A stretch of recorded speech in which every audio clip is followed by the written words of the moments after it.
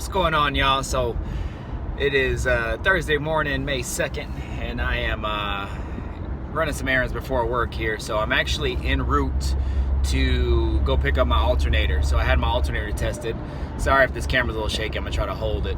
But driving to the rebuilder shop. It's actually called the Rebuilder, and they're specializes in alternators and rebuilding them and all that good stuff. So the alternator checked out. Everything checked out great.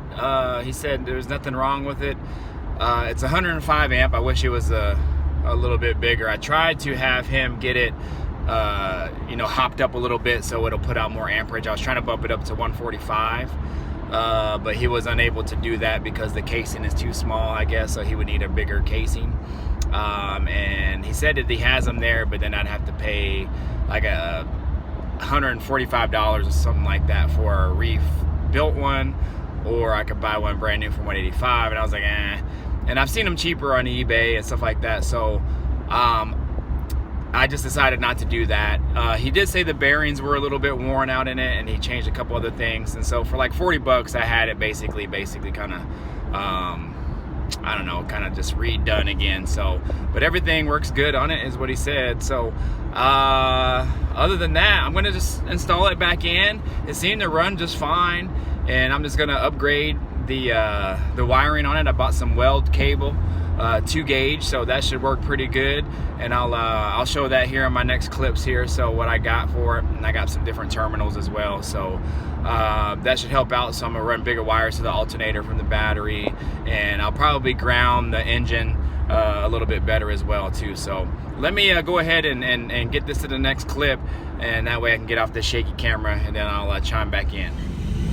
All right, y'all, so I think I was able to figure it all out. I hooked the alternator back up the way that it was before, just with the same stock wiring and everything that I had, because I just got the alternator back and I wanted to see if it worked. So I checked to see what the volts read at the alternator, and it was like 14.3 between that and 14.5. I checked at the battery, and it also read the same.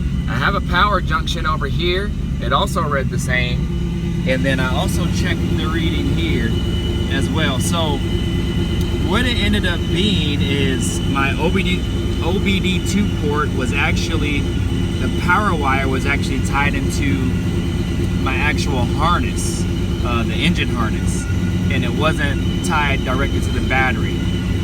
And I contacted somebody, here, let me shut the engine off. I contacted somebody who originally did a bench tune on my PCM, and he said that the OBD2 port needs to get its power directly from the battery. So when I hooked the power wire, and I hooked a temporary wire, and I just ran it over to the battery and also to my power junction. So I did it first to the battery, and then I repositioned it to the junction as well, and they both read again 14.3 to 14.5. So I no longer have 12 volts here. It's reading correctly. So that's all it was, y'all. It was this here, this power wire. I had it tied into here. Let me show you. I had it tied into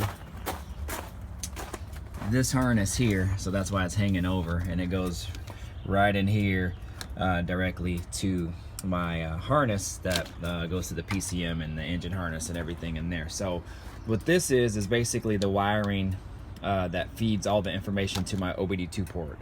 And so it was getting its power from somewhere in the harness, which basically provides 12 volts to everything in here, the injectors and all the plugs and everything. So however, obviously it's not getting any more than that, so because it's not tied into the charging system. So I guess the computer needs to read the correct voltage from the alternator and battery, the battery's charging system, I guess, to make the engine work correctly.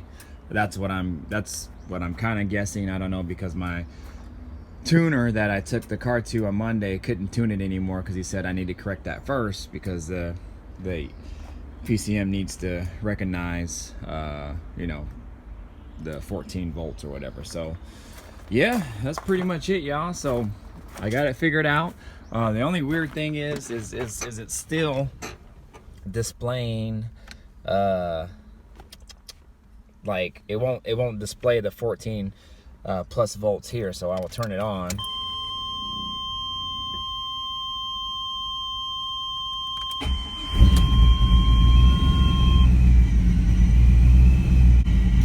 Yeah, it just, for some reason here it won't display the full 14 plus volts here that's coming from the system. So I don't know where it's missing, if this is actually accurate or not. I'm not sure. Like all this information, maybe, I don't know if it's a little off or whatever, that gets all this information from the OBD2 port dongle to come to here.